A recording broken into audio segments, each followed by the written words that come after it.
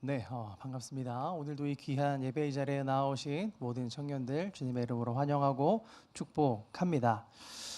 자, 작년을 기억하고 계신 분들이 얼마나 계실지 모르겠어요. 자, 뭐가 바뀌었을까요?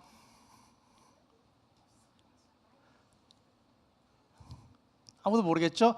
정인이 정답. 어, 네, 옷 맞춰왔습니다. 기억나실지 안 나실지 모르겠는데 제가 지난 작년에는 옷이 커요 막 요러고 있었는데 이번에는 네, 말씀으로 들어가 보도록 하겠습니다. 별로 관심이 없는 것 같아서요. 그냥 말씀으로 바로 들어가겠습니다. 네, 그래서 옷을 맞추고 왔어요. 그냥 말씀드리려고 했습니다. 자, 날씨가 많이 춥죠. 날씨가 많이 춥습니다. 이제 근데 날씨가 춥지만 이제 겨울이 다 끝나가는 것 같아요. 지난주 수요일이 무슨 날이었을까요? 맞아요. 입춘이었습니다. 이제 봄에 우리가 들어갔습니다. 그래서 이제 겨울이 끝나기만을 저는 간절히 기다리고 있는데요. 따뜻할 날을 기다리고 있습니다. 조금 TMI일 수도 있는데 저는 겨울보다 여름을 조금 더 좋아합니다. 이제 왜냐면 저는 더위보다 추위를 조금 더 타고요. 그리고 제가 비염이 조금 심해요. 비염이 심해서 날씨가 좀 따뜻할 때는 이제 괜찮았다가 조금만 날씨 추워지기 시작하면 이제 코가 난리가 나기 시작합니다. 그런데 최근 몇 년간 이제 비염이 좀 굉장히 많이 심해져 가지고요. 굉장히 고생을 좀 많이 했습니다. 근데 약을 먹어도 큰 차도는 없고요. 좀 힘들었어요. 그렇게 겨울을 잘 보내고 싶었지만 그렇지 못한 겨울을 늘 보내고 있었는데 그래서 겨울을 그렇게 좋아하진 않습니다. 그런데요, 최근에 정말 놀라운 그런 일들이 놀랍진 않지만 저에게는 굉장히 놀라운 일이 있었는데요. 작년 말에 12월 말에 이제 제가 친구들이랑 약속을 정기적으로 잡아요. 정기적으로 잡는데 경기도 양주에 사는 친구가 있습니다. 그래서 그 친구 집에 한번 모일 때가 있었어요. 그래서 그 친구와 함께 여러 친구들과 이야기를 하고 밥 먹고 놀고 주일 끝나서 넘어가서요. 그래서 이제 하룻밤 자고 뭐 이렇게 시간을 보냈습니다. 그렇게 이제 다음 날이죠. 월요일 날 이제 점심을 먹으면서 친구들이랑 이런저런 이야기를 하고 있는데 친구가 이제 그러는 겁니다. 제가 밥 먹으면서 계속 훌쩍훌쩍 하고 있었나 봐요. 친구가 야, 너 코 왜 이렇게 그래? 라고 웃길래 나 비염이 심해 이렇게 이야기를 했습니다. 근데 그 친구가 갑자기 병원은 갔냐? 안 갔다 하니까 자기가 알고 있는 굉장히 좋은 병원이 하나 있다. 꼭 한번 가봐라. 우리 누나도 우리 엄마도 거기서 치료를 받고 비염이 깔끔히 났다. 저는 너무 솔깃했어요. 솔깃해가지고 그 병원이 어디냐라고 물어봤습니다. 물어보니까 그 경기도 양주에 고의원이라는 데가 있어요. 고의원이라는 데가 있는데 너무 궁금해서 찾아봤습니다. 근데 네이버 지도로 보니까 병원이 허름해요. 그리고 양주도 시골인데 거기서 차 타고 20분인가 더 올라가야 되는 그 곳이었어요.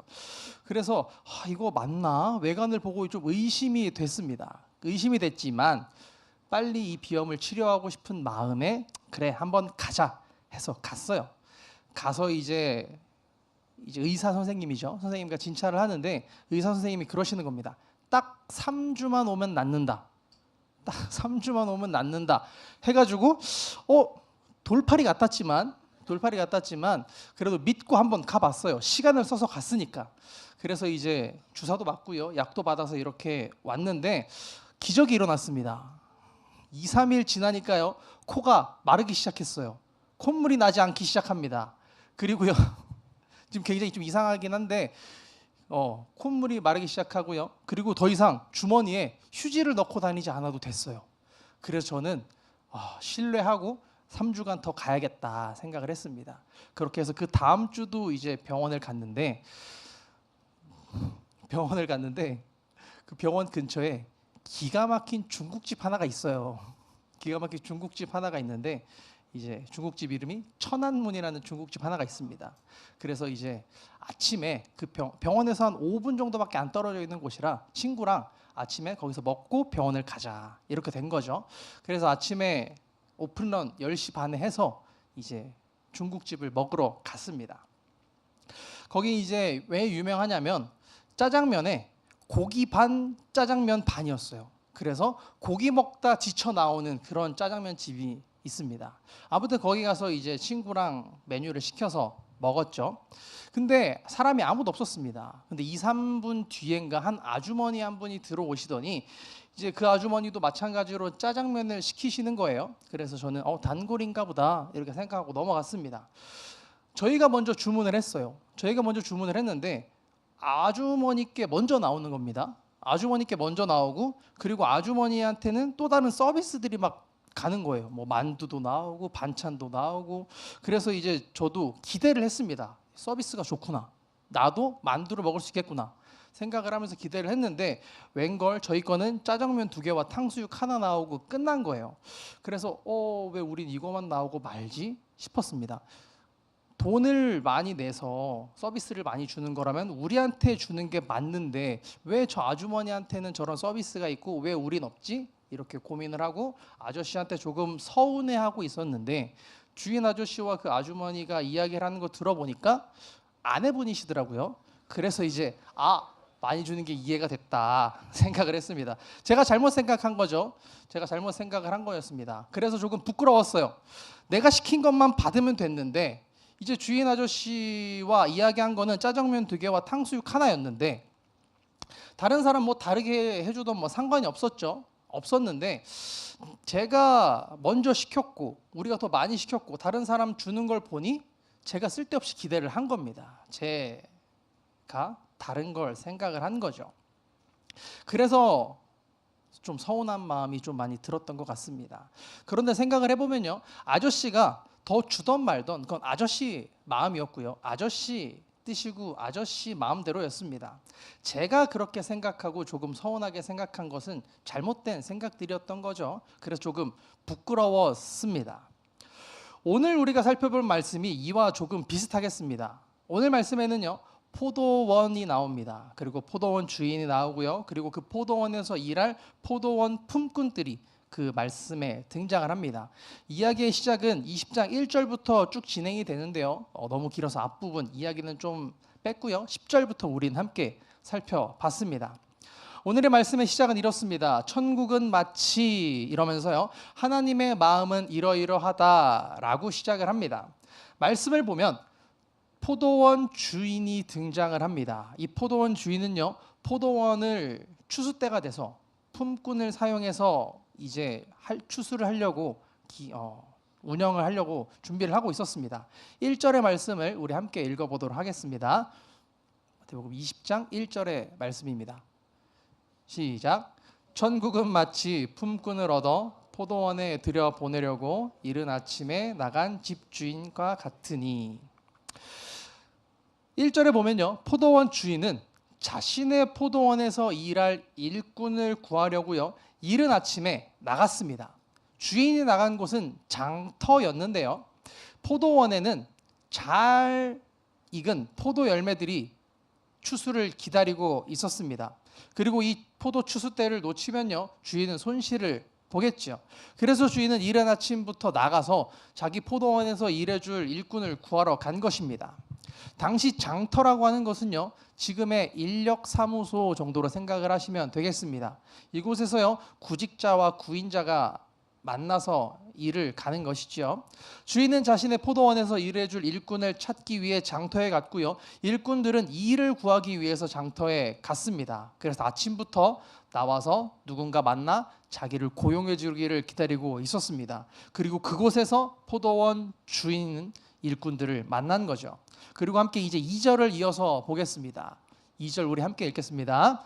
그가 하루 한 데나리온씩 품꾼들과 약속하여 포도원에 들여보내고. 말씀해 보면 포도원 주인은 품꾼들에게 하루 한 데나리온이라고 하는 그 금액을 약속을 하고요, 그들을 포도원으로 들여보냈습니다. 당시 한 데나리온이라고 하는 것은 노동자의 하루 임금이었어요. 포도원 주인은 품꾼들에게 이것을 약속을 했고요. 품꾼들은 약속한 시간 동안 열심히 일을 행하면 이 한 데나리온을 받을 수 있는 것이었습니다. 그런데요, 이제 3절을 보게 되면 포도원 주인이 다시 한번 장터에 나갑니다. 조금 이상해요. 이른 아침에 장터에 나가서 포도원에서 일할 일꾼들을 데리고 왔지만 다시 한번 장터에 나가서 포도원 주인은 제3시에도 포도원 장터에 나가서 일할 일꾼들을 구했습니다. 그 이유는요, 그때까지도 놀고 있었던 일꾼들이 있다면 데려와서 일을 시키기 위해서였습니다. 여기서 제3시라고 하는 것은요, 우리 시간으로 오전 9시를 이야기를 합니다. 유대인들은요, 해가 돋는 시간부터 해 지는 시간까지를 12시간으로 나누고 오전 7시를 제7시라고 불렀습니다. 그래서 오전 6시부터 오후 6시까지를 일하는 시간으로 보고 하루로 본 겁니다. 그래서 제3시라고 한다면 오전 9시가 되겠고요. 이들의 기준으로 봤을 때 일하는 시간의 4분의 1을 허비한 사람들이었습니다. 그리고 포도원 주인은 하루 노동 시간보다 적게 일하겠지만 이들도 데리고 가서 일을 시킵니다. 그리고 품삯을 약속을 합니다. 우리 4절의 말씀을 함께 읽어보도록 하겠습니다. 그들에게 이르되 너희도 포도원에 들어가라. 내가 너희에게 상당하게 주리라 하니 그들이 가고. 4절을 보게 되면요, 제30까지 장터에서 놀고 있는 품꾼들에게도요, 포도원 주인이 상당하게 값을 주기로 약속을 하고요, 포도원에 들어가서 일하게 한 것이 나옵니다. 포도원 주인은 한 데나리온이라고 하는 약속을 하지 않고 다만 상당하게 주겠다라고만 이야기를 했어요. 품꾼들은 이 말을 3시간을 제외한 나머지 임금을 주겠다로 이해했을 겁니다. 이게 상식적이죠. 상당하게 라고 하는 이 말의 어원적인 의미를 찾아보면요, 마땅한 것이라고 하는 뜻입니다.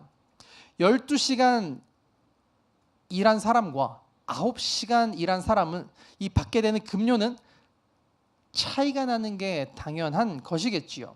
마땅하게 줄 것은 지금 우리가 생각했을 때 이 마땅한 금액이라고 하는 것은 일 1시간, 12시간에서 3시간을 제외한 그 시간만큼 계산해서 주는 것이겠지요.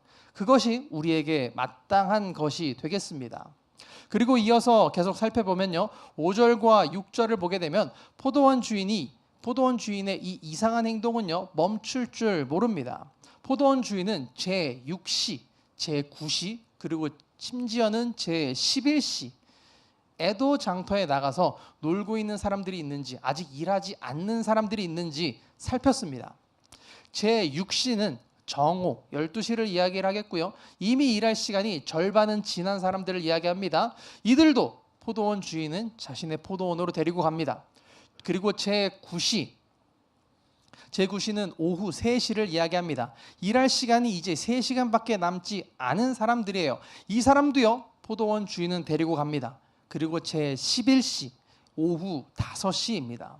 이제 이 사람들에게 일할 시간은요, 1시간밖에 남지 않았습니다. 그런데요, 포도원 주인은 이 사람들마저 포도원으로 데리고 갑니다.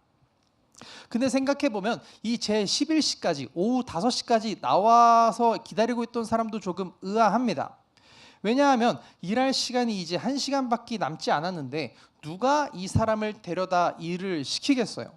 데리고 가다가 시간이 다 끝날 것 같은데 얼마나 일을 할 수 있겠습니까? 그런데 7절을 보게 되면요, 왜 이 사람이 하루에가 다 저물어 가도록 장터에 있었는지 그 이유가 나오는데요, 우리 7절을 함께 읽어보도록 하겠습니다. 이르되 우리를 품꾼으로 쓰는 이가 없음이니이다. 이르되 너희도 포도원에 들어가라 하니라. 아무도요, 그들을 사용하는 자가 없었기에 그들은 그곳에 있었다 이야기합니다. 그들이 장터에 나와 일찍 자신을 데려가서 일을 시켜줄 사람을 기다렸지만 그럴 만한 사람이 없었다, 자신을 사용하는 사람이 없었다인 겁니다. 그렇기에 시간을 허비하고 있었다라는 것이지요. 써주는 이가 없어서 그들은 일할 수가 없었습니다. 얼마나 그 마음으로 걱정이 가득 찼겠습니까? 그들은 그 어떤 사람들보다 일을 잘하는 사람들이었을 수도 있었을 겁니다. 하지만 그들을 택하는 사람이 없으니 어떻게 됐어요? 쓰임받지 못한 자들이 된 것입니다. 본문 1절, 천국은 마치, 하나님의 뜻도 이와 마찬가지입니다. 주의 일, 주의 사역도 마찬가지겠지요. 능력이 있을 수 있습니다. 그 누구보다 잘할 수 있습니다. 하지만 하나님이 사용하지 않으시면 그 자리에 설 수 없다라는 것입니다. 이 사실을 기억할 수 있는 우리 과천교회 되기를 소망합니다. 그리고 이어서 이제 뒤에 말씀을 보도록 하겠습니다. 이제 시간이 지나서요, 드디어 날이 저물었습니다. 일이 끝나게 돼요. 포도원 주인은요, 자기의 청지기를 시켜서 품꾼들을 불러 모읍니다. 그리고 그들에게 품삯을 주도록 시켰어요. 그런데요, 여기서 포도원 주인은 다시 한번 정말 기이한 행동을 합니다. 9절의 말씀 우리 함께 보도록 하겠습니다. 제 11시에 온 자들이 와서 한 데나리온씩을 받거늘. 주인은요, 말도 안 되는 행동을 다시 한번 행합니다. 제 11시에 포도원에 들어와서 일한 사람들이 다른 사람들과 마찬가지로 아침 일찍 나와 일한 사람들과 마찬가지로 한 데나리온의 품삯을 받은 사실이 나옵니다. 그들은요, 겨우 1시간 일했을 뿐이에요. 그런데요, 하루치의 품삯을 받은 것이지요. 이것은요, 청지기의 실수도 아닙니다. 그렇게 된 것은 그 일꾼들이 나 한 데나리온을 주세요라고 요청한 것도 아니에요. 포도원 주인의 뜻에 따라서 그렇게 된 것입니다. 그리고 이어서 품삯을 받은 사람도, 그리고 그 이후에 그 제9시, 제6시, 그리고 아침 일찍 온 사람들도 동일한 임금이 주어집니다. 아침 일찍부터 일한 사람들, 제일 일찍 와서 포도원에 들어와서 하루 종일 일한 사람들에게도 같은 한 데나리온이 주어집니다. 이 사람들은요, 나중에 온 사람들이 한 데나리온씩 받는 것을 보고 어쩌면 자기들은 조금 더 많이 받을 것을 기대했을 수도 있었을 겁니다. 그런데 주인은요, 처음 약속한 한 데나리온을 준 것이지요. 이것을 조금 객관적으로 보면요, 조금 형평성에 맞지 않는 잘못된 일처럼 보이는 게 사실입니다. 12시간 최선을 다해 일한 사람과 고작 1시간만 일한 사람의 임금이 같다. 이것은요, 누가 봐도 옳게 지급하지 못한 것 같다라고 생각할 것 같습니다.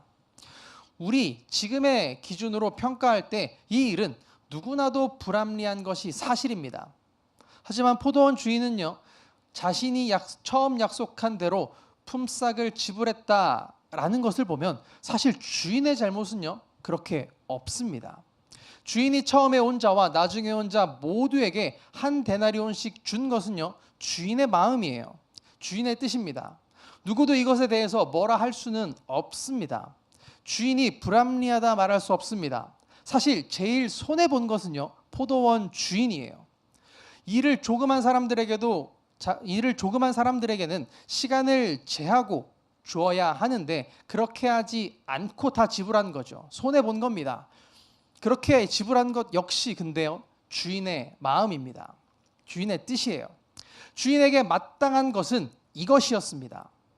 우리의 마땅한 것은요, 시간을 제하고 주는 것이 마땅한 것이었고요, 주인의 마땅한 것은 그들에게도 은혜를 베풀어 똑같이 주는 것이 주인에게 마땅한 것이었습니다.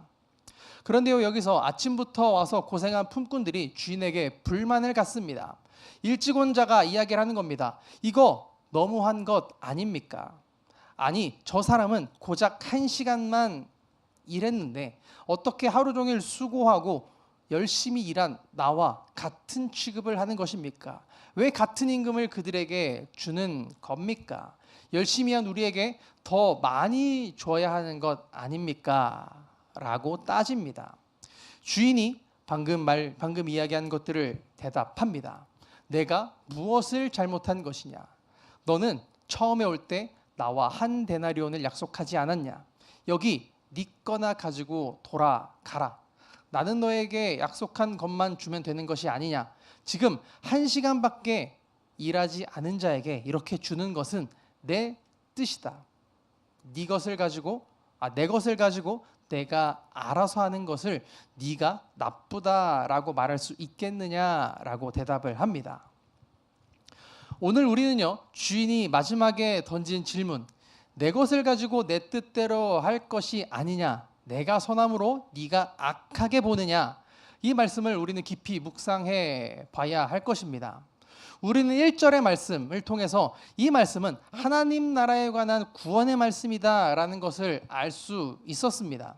그리고 여기서 우리가 알 수 있는 천국의 비밀이 있습니다. 바로 천국의 계산은 바로 천국은 계산의 원리가 아니라요, 은혜의 원리로 움직이는 곳이다라는 것을 우리는 알 수가 있습니다. 세상은 이야기합니다. 더 많이 일했으면 더 많이 가져가는 것이 공정이다. 이것이 세상의 계산법입니다. 하지만 하나님 나라의 계산법은 조금 다릅니다. 하나님 나라는 자격 없는 자에게 베푸시는 은혜로 통치되는 곳입니다. 오늘 오후 5시 제11시에 온 자에게 주인이 한 행동은 은혜입니다. 다른 것이 아니지요. 그를 향한 은혜입니다. 받을 수 없는 것을 받았고요, 주지 않아도 될 것을 주었습니다. 이것이 은혜입니다. 우리가 오늘 읽었던 1절의 말씀 다 기억할 겁니다. 천국은 마치로 시작합니다. 이 비유는 노동법에 관한 이야기가 아닙니다. 바로 우리를 향한, 그리고 저와 여기 모인 우리 모두를 대하시는 하나님의 마음에 관한 이야기입니다. 은혜 아니면 설명할 수 없는 이야기지요. 그렇다면 천국이 이런 곳이라면, 하나님의 계산법이 세상과 다르다면 이제 정말 중요한 질문이 남습니다. 바로 그 주인의 은혜를 대하는 나의 태도는 어떠해야 하겠는가입니다. 똑같은 은혜가 주어졌음에도 주인의 이 넉넉한 은혜 앞에서 품꾼들의 반응은 극명하게 갈렸습니다. 오늘 말씀은 그들의 모습을 통해 지금 이 자리에 앉아 있는 우리의 신앙을 다시 한번 되돌아볼 수 있는 시간이 되었으면 좋겠습니다. 그렇다면 우리는 어떤 마음으로 신앙생활을 하고 있습니까?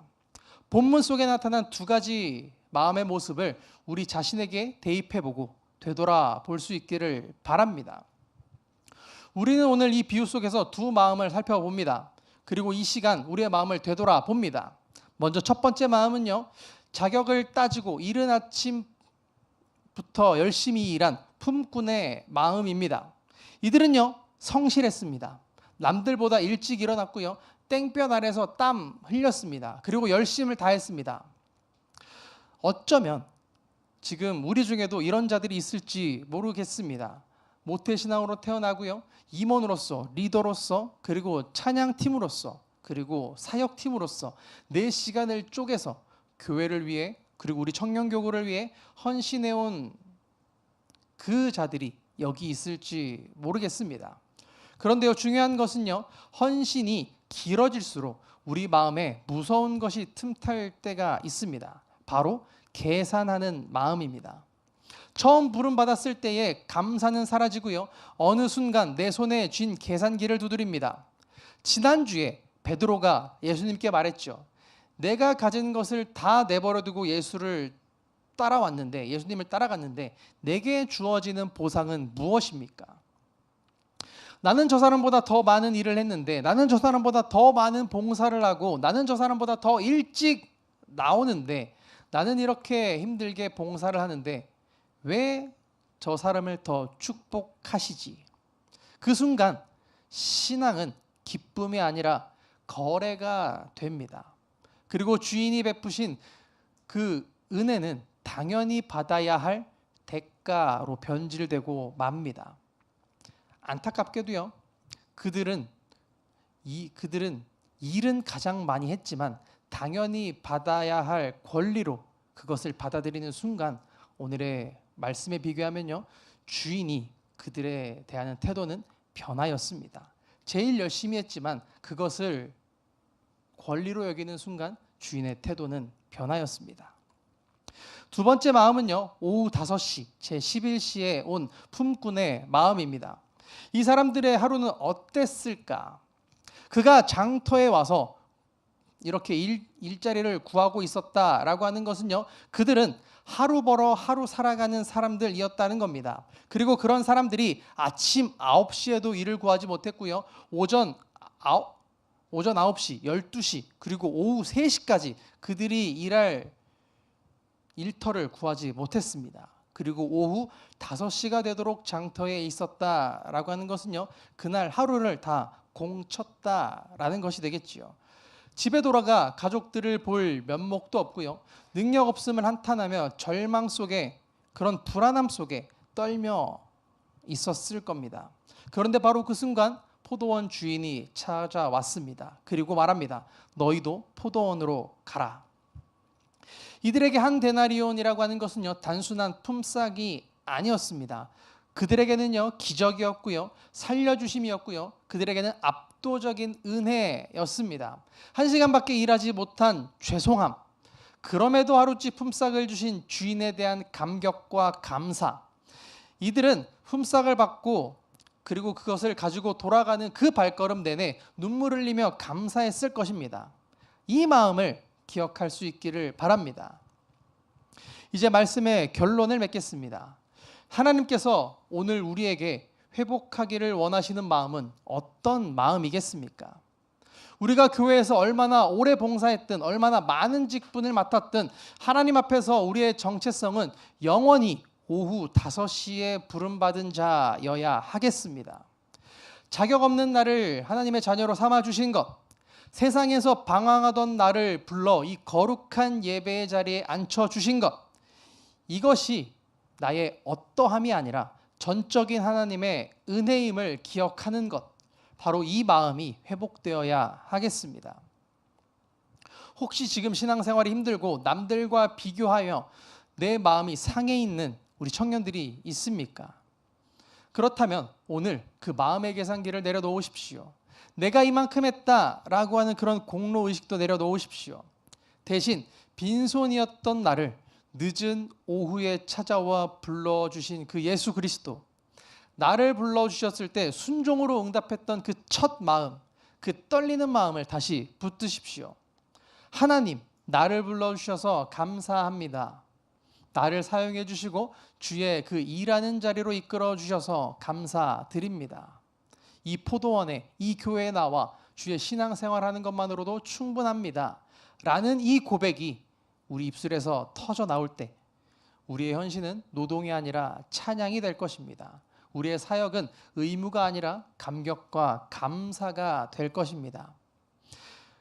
이번 한 주간, 그리고 앞으로 우리의 삶을 살아가는 그 모든 순간, 우리의 삶이요, 세상의 계산법이 아니라 오늘 말씀에 나온 오후 5시의 그 은혜를 마음에 품고 살아간 그 품꾼들과 같이 되는 우리들 되기를 바랍니다. 나를 부르신 주님을 위해 기쁨으로 주님께 응답하며 살아가는 우리 과천교회 모든 청년들이 되기를 간절히 소망하겠습니다. 기도하겠습니다. 사랑의 하나님, 은혜를 감사합니다. 나의 마음이 지금 어떻습니까? 주님을 향한 나의 마음이 아침부터 열심히 일한 포도원 품꾼의 마음입니까? 그렇게 계산적인 마음입니까? 아니면 오후 5시에 부르심을 받아 일을 터에 가게 된 그 품꾼의 감격과 감사가 넘치는 마음입니까? 주님, 우리 마음을 주님 주관하여 주시고 온전히 예수 그리스도께 사용되고 부름받는 그 마음을, 감격과 감사가 넘치는 그 마음이 될 수 있는 우리 여기 모인 모든 과천교회 청년들 될 수 있도록 주님 인도하여 주옵소서. 감사드립니다. 예수 그리스도의 이름으로 기도드립니다. 아멘.